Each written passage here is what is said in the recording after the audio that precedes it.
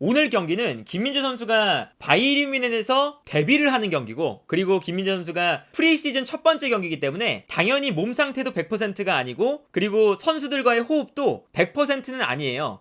오늘 경기에서 우리가 봐야 되는 건 김민재가 다음 시즌에 어떤 역할을 맡겠다, 그리고 어떤 플레이를 하겠다, 이런 것들은 어느 정도 윤곽이 보이는 경기였거든요. 그러니까 예를 들면 오늘 바이에른 뮌헨의 전술적인 특징을 보면 무시알라를 왼쪽 측면에 놨습니다. 근데 무시알라는 아무래도 중앙지향적인 선수다 보니까 안쪽으로 들어가요. 그러면 무시알라, 그나브리가 중앙에 서게 되죠. 그리고 알폰소 데이비스가 높게 올라옵니다. 엄청 높게 올라오면서 자연스럽게 김민재가 왼쪽으로 빠지면서 3백이 되고, 여기에 마즈라이까지 약간 올라가 주니까 약간 이 3백이 마즈라이 쪽이 조금 더 올라가 있는 이러한 형태의 3백이 되거든요. 그러니까 이제 여기서 김민재 선수가 왼쪽 라인에 대한 커버를 넓게 해야 되는 상태. 그리고 이거는 이제 아무래도 지난 시즌에 나폴리에서 했던 역할과 동일하죠. 나폴리에서도 마리오 후이가 올라갔을 때 디로렌초가 중앙으로 들어오면서 라흐마니, 디로렌초, 김민재 이렇게 3백을 섰다면 거의 비슷한 형태로 3백을 서게 됩니다. 그런데 오늘 경기 딱 보면요, 김민재가 나폴리 때보다도 훨씬 더 공격적인 플레이를 많이 하겠구나 라는 생각이 들어요. 그러니까 오늘 경기 보시면 당연히 바이에른 뮌헨이 강팀이기도 하지만 가와사키가 후방에서 볼을 잡을 때 바이에른 뮌헨이 전방 압박을 하게 되면 이렇게 4-2-3-1 전형을 만들고 있다가 그냥 압박할 때도 알폰소 데이비스가 엄청 올라옵니다. 그러면 자연스럽게 김민재가 왼쪽 측면을 커버하게 되면서 같이 올라와 주게 돼요.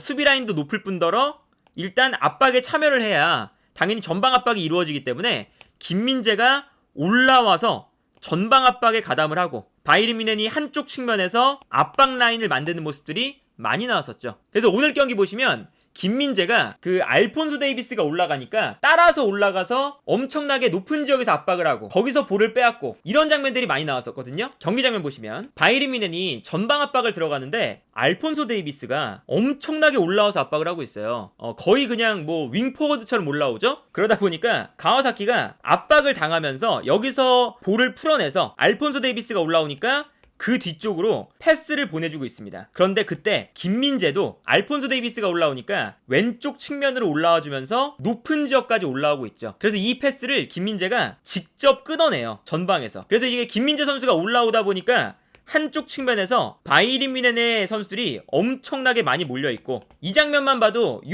공간 안에 바이에른 뮌헨의 선수가 6명, 가와사키 선수가 4명이거든요. 엄청나게 일단 전방에 선수가 많이 배치되어 있다는 거죠. 그리고 여기서 김민재가 볼을 끊어낸 다음에 심지어 자기가 직접 드리블을 해서 측면 돌파를 하죠. 측면 돌파를 해서 완벽하게 측면을 무너뜨린 다음에 중앙으로 뛰어오는 선수에게 패스. 여기서 이제 결정적인 슈팅이 만들어졌습니다. 그러니까 이런 것처럼 김민재가 엄청나게 올라와서 압박하는 장면들이 아마 다음 시즌에 많아질 거거든요.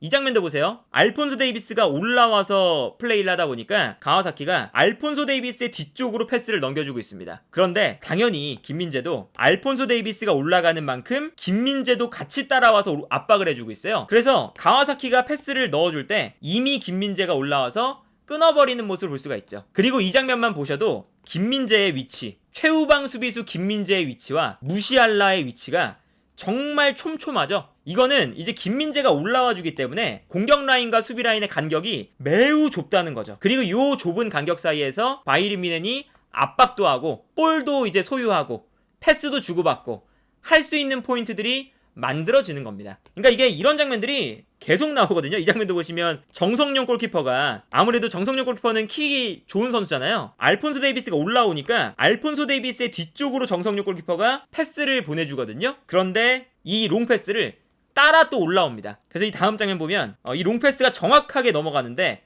이때 김민재가 빠르게 올라와서 결국에는 볼을 빼앗아 버리는 장면을 볼 수가 있었죠. 그러니까 이런 장면들을 보면 다음 시즌에 뭐 당연하게도 이 바이에른 뮌헨은 맨체스터 시티를 상대로도 기본적으로 라인을 올리는 팀이에요. 그러다 보니까 다음 시즌 이 김민재 선수의 그 수비적인 그런 플레이들 중에서 알폰소 데이비스가 올라가서 압박할 때 김민재도 올라가서 전방 압박에 가담하는 이러한 장면들이 아마도 엄청나게 많이 나올 것 같다 라는 생각이 들고, 그리고 당연히 이 뒷공간에 대한 고민도 있을 수밖에 없죠. 김민재가 올라갔을 때 바이에른 뮌헨이 라인이 높은데 올라가면 당연히 뒷공간이 만들어지잖아요. 근데 오늘 경기도 이제 몇 차례 안 나왔지만 김민재와 가와사키의 공격수가 스피드 경쟁을 할 때 여기서 김민재가 당연히 빠르게 따라가서 이 공간을 완벽하게 커버하는 이런 장면들이 많이 나왔었어요. 그래서 뭐 예를 들면 기본적으로 바이에른 뮌헨의 수비 라인이 높다 보니까 당연히 이 뒷공간이 넓게 펼쳐져 있어요. 그래서 오늘 이 가와사키의 공격수가 경기 초반에는 아무래도 뒷공간이 넓게 열려 있다 보니까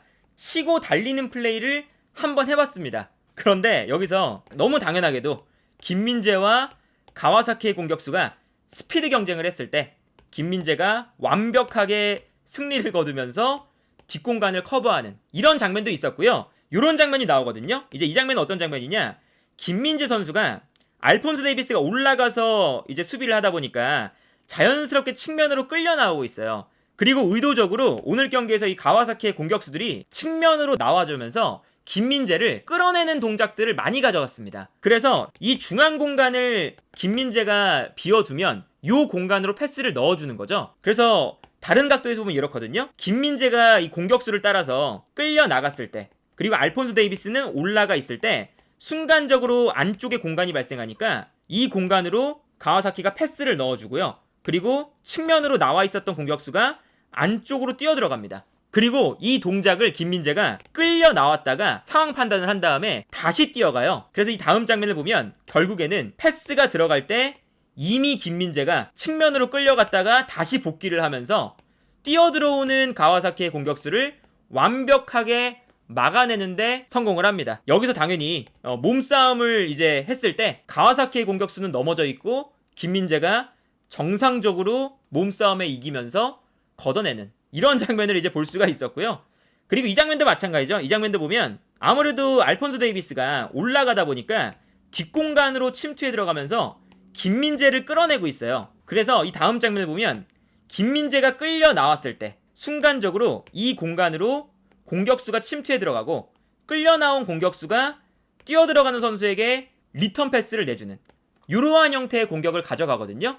그런데 여기서 이번엔 김민재가 자기가 다시 돌아가서 이 공간을 커버하는 게 아니라 이번에는 자신의 앞에 있는 선수가 볼을 받다 보니까 여기서 그냥 상대 공격수를 압박을 해서 볼을 빼앗아 버립니다.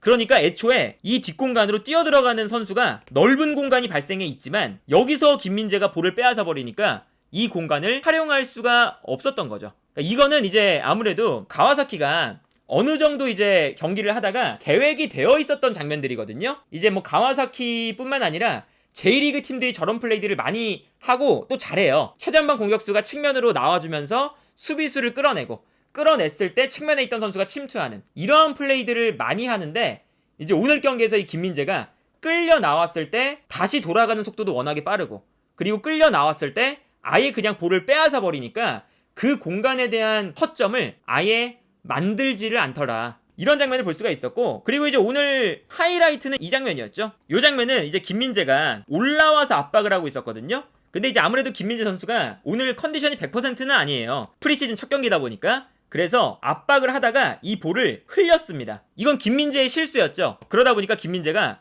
올라왔을 때 볼을 흘린 다음에 다시 되돌아서 뛰어가고 있죠. 그리고 정말 이 돌아가는 속도가 엄청 빨라서 이 다음 장면을 보면 결국에는 김민재가 다시 이 공격수를 따라가서 볼을 빼앗고 있습니다. 그리고 이제 결국에는 몸싸움을 할 때 당연히 김민재의 이 몸싸움을 이겨낼 만한 공격수가 당연히 아시아에는 거의 없다고 봐도 되죠. 그래서 김민재가 이런 장면도 보여줬는데 김민재 선수가 오늘 첫 경기이기 때문에 컨디션이 그렇게까지 막 좋은 편은 아니고 뭐 엄청나게 오늘 경기에서 수비에 대한 미스도 종종 있었고 그리고 특히나 패스 미스도 종종 있었지만 김민재 선수가 전체적으로 봤을 때는 바이에른 뮌헨에서 어떤 플레이를 하겠구나. 높이 올라와서 전방 압박도 열심히 하고 뒷공간에 대한 커버도 하고 여기에 플러스 이제 어떤 게 있냐면 이것도 이제 김민재 선수가 알폰소 데이비스가 올라가 있고 자연스럽게 3백의 왼쪽 센터백으로 뛰고 있는 장면이거든요. 근데 여기서 바이에른 뮌헨이 오른쪽에서 공격을 전개하다 보니까 선수들이 한쪽에 쏠려 있어요. 그래서 김민재의 앞 공간이 비어 있죠. 그러다 보니까 김민재가 여기서 자신이 직접 이 공간으로 뛰어 올라갑니다. 그리고 이 공간으로 또 바이에른 뮌헨은 패스를 보내주고요. 이러한 이제 센터백의 오버래핑을 애초에 투엘 감독이 굉장히 좋아하는데 이렇게 김민재가 자신의 앞 공간에 공간이 열려 있으면 볼을 잡았을 때 과감하게 볼을 몰고 올라가서 빠르게 볼을 끌고 올라간 다음에 측면으로 전달해주는 이러한 역할까지 수행을 해요. 그래서 오늘 어떤 장면까지 나왔냐면 오른쪽에서 공격을 전개하다가 김민재가 빠르게 뛰어 올라오면서 반대편 공간을 공략하는 그런 장면이거든요. 높은 지역까지 올라와서 측면에 있는 무시알라에게 패스를 보내준 다음에 여기서 멈추지 않고 무시알라가 혼자 고립되어 있으니까 자기가 이 뒷공간으로 오버래핑을 시도해요. 이것도 사실 되게 지능적인 플레이죠. 사실은 무시알라 주변에 뭐 그나블이라던가 뭐 테리라던가 이런 선수들이 있었으면 김민재가 오버래핑을 안 했을 텐데 무시알라가 혼자 있으니까 오버래핑을 해주는 거예요. 그래서 이 다음 장면을 보면 김민재가 오버래핑을 하니까 수비수 한 명이 끌려갑니다. 무시알라가 상대해야 되는 수비수가 한 명 없어진 거죠. 수비수가 분산되니까 그 뒷공간으로 그나브리가 침투에 들어가고요.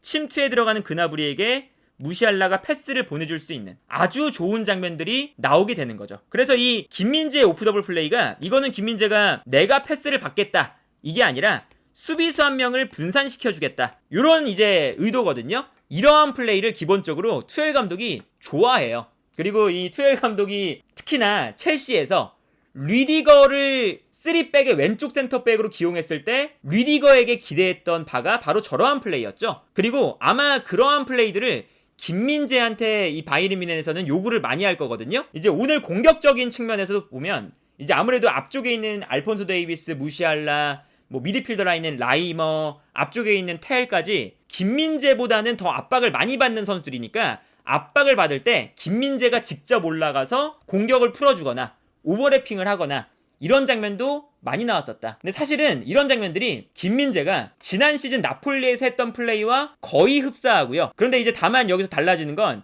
바이에른 뮌헨은 나폴리보다도 훨씬 더 라인이 높다고 할 수 있을 정도로 공격적인 팀입니다. 그렇기 때문에 다음 시즌 이 김민재의 역할은 나폴리와 비슷하면서 조금 더 공격적인 역할을 이제 선보일 거다라고 볼 수가 있겠고, 그래서 오늘 경기 김민재의 히트맵을 보면 엄청나게 높이 올라와서 플레이한 걸 볼 수가 있습니다. 한눈에 봐도 김민재가 수비 라인에만 있는 게 아니라 하프 라인을 넘어와서 심지어 이 측면 지역까지 커버하고 있는 걸 볼 수가 있죠. 알폰소 데이비스가 측면 지역으로 엄청나게 올라갔기 때문에 김민재가 올라와서 이 공간까지 커버해야 됐다는 걸 의미하고, 심지어 오버래핑도 했기 때문에 측면에도 어느 정도 히트맵이 나와 있는 걸 볼 수가 있어요. 그만큼 이 김민재가 이제 엄청난 모습들을 보여줬고, 오늘 경기 김민재의 기록을 보면요, 공중볼 경합 2번 중에 2번 승리, 그리고 공중볼을 제외한 볼 경합 상황에서 3번에서 3번 승리, 공격수와 볼 경합을 한 상황에서 5번 중에 5번 모두 승리를 했다. 뭐 수비적으로는 특히나 이제 뭐 1대1 상황에서는 완벽한 모습을 보여줬고, 물론 이제 김민재 선수가